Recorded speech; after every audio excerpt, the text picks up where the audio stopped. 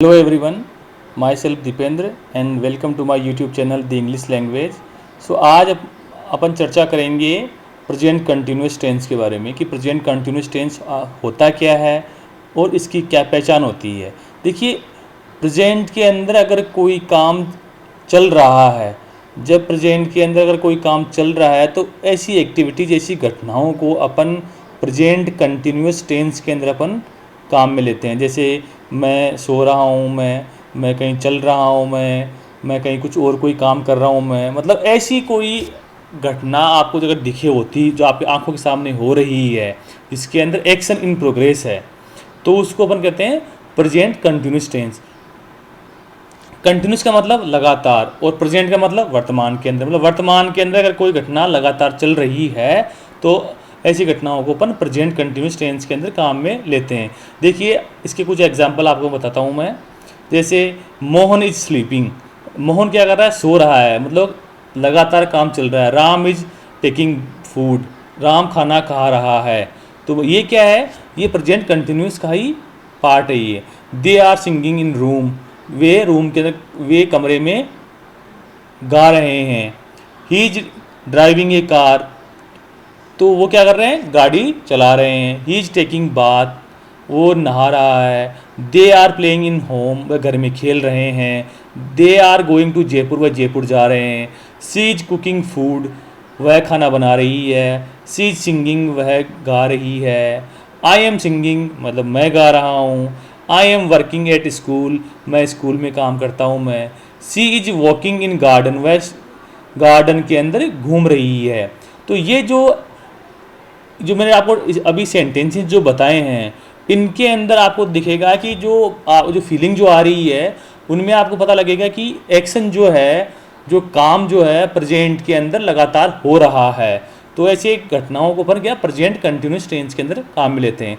अब देखिए, इसका आप स्ट्रक्चर देखिए, इसका स्ट्रक्चर या जो इसका फॉर्मूला है, इसको सबसे पहले इसके अंदर सब्जेक्ट आएगा, फिर इसके अंदर हेल्पिंग वर्ब होगी इज एम आर, उसके बाद में वर्ब की फर्स्ट फॉर्म और उसके अंदर आईएनजी लगेगा, और उसके बाद में क्या होगा, ऑब्जेक्ट होगा।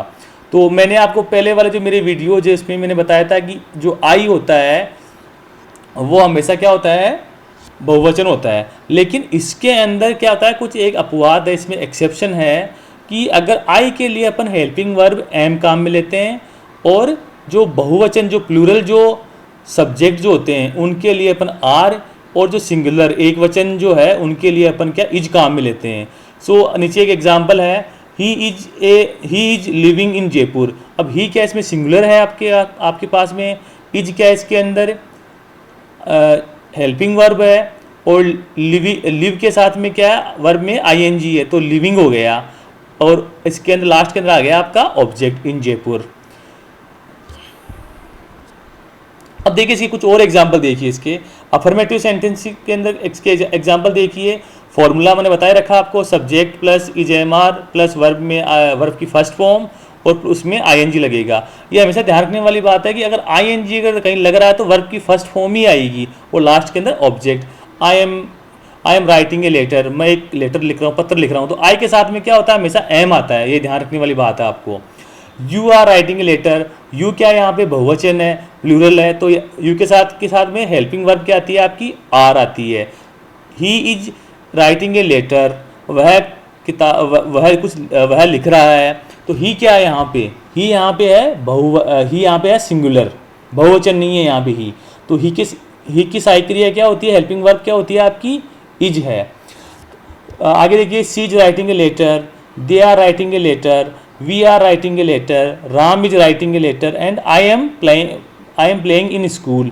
तो ये क्या है, प्रेजेंट कंटिन्यूस के अफर्मेटिव सेंटेंसेस जो है उनका एग्जाम्पल है। अब देखिए, अगर अपन इसको नेगेटिव के अंदर अपन लें, तब अपन इसको कैसे, इसका स्ट्रक्चर क्या होगा, सब्जेक्ट आएगा, उसके बाद में क्या हो जाएगा, इसके अंदर इज एम आर, उसके बाद में सहायक क्रिया जो हेल्पिंग वर्ब है, हेल्पिंग वर्ब के बाद में क्या, नोट अपन लेंगे अपन, और उसके बाद में वर्ब के अंदर आईएनजी लगा देंगे, वर्ब की फर्स्ट फॉर्म, और लास्ट में ऑब्जेक्ट आएगा। तो देखिए, I am not writing a letter, you are not writing a letter, he is not writing a letter, she is not writing a letter, they are not writing a letter, we are not writing a letter, Ram is not writing a letter, I am not playing in school. अब interrogative देखिए, अब interrogative के अंदर क्या करते हो आप, जो हेल्पिंग वर्ब है, जो सहायक क्रिया है, उसको अपन क्या करते हैं, सब्जेक्ट से पहले अपन लिखते हैं। तो इसका स्ट्रक्चर हो गया सहायक क्रिया हेल्पिंग वर्ब प्लस सब्जेक्ट। अब इसमें हेल्पिंग वर्ब क्या है इंट्रोगेटिव के अंदर, आपकी इज एम आर सब्जेक्ट आ गया, उसके बाद में वर्ब की फर्स्ट फॉर्म प्लस इसमें आपका ऑब्जेक्ट आ गया। तो आप देखिए, am I writing a letter, क्या मैं पत्र लिख रहा हूँ मैं, are you writing a letter, क्या तुम पत्र लिख रहे हो, is he writing a letter, क्या वह पत्र लिख रहा है, is she writing a letter, क्या वह पत्र लिख रही है, are they writing a letter, क्या वे पत्र लिख रहे हैं, are we writing a letter, क्या हम पत्र लिख रहे हैं, is Ram writing a letter, क्या राम पत्र लिख रहा है, am I playing in school, क्या मैं स्कूल में प्ले कर रहा हूँ मैं, क्या मैं खेल रहा हूँ मैं स्कूल के अंदर। तो ये कुछ इसके एग्जाम्पल्स हैं।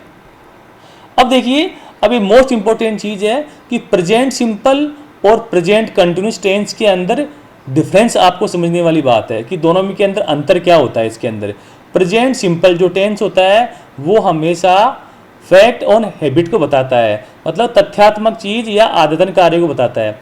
लेकिन वहीं प्रेजेंट कंटिन्यूस जो टेंस है, प्रेजेंट के अंदर जो घटनाएं घट रही है वर्तमान स्थिति के अंदर, काम एक्शन जो है, काम लगातार चालू है, उस चालूपन को बताने के लिए, उस प्रोग्रेस को बताने के लिए अपन प्रेजेंट कंटिन्यूस टेंस काम में लेते हैं। देखिए, आई लिव इन ए जयपुर, और वहीं पे देखिए एक्शन इन प्रोग्रेस का मतलब I am living in Jaipur.